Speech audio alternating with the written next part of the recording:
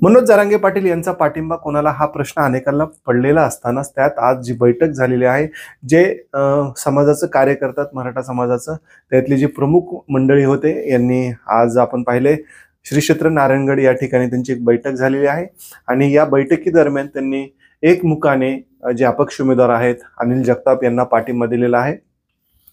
परंतु हा पाठिंबा लोक कितपत ऍक्सेप्ट करतील हा प्रश्न उपस्थित होतोय, कारण की जोपर्यंत मनोज जरांगे पाटील कोणाचं नाव घेत नाहीत तोपर्यंत मात्र समाज ऐकायला तयार नाही। यामुळे आज जरी जो एकमुखाने ठराव झालेला असेल, पाठिंबा झालेला असेल, आता ह्याला समाज कितपत ऍक्सेप्ट करतो हे पाहणं गरजेचं आहे। कारण की आपण पाहिले बीड मतदारसंघात 3 मराठा समाजाचे उमेदवार रिंगणात आहेत आणि लोकसभेला आपण पाहिले पूर्णच जे चित्र होतं ओबीसी मराठावाद टोकाला गेला आणि यामध्ये आपण पाहिलं पंकजा मुंडे यांचा पराभव झाला आणि या ठिकाणी खासदार म्हणून बजरंग सोनवणे निवडून आले आहे।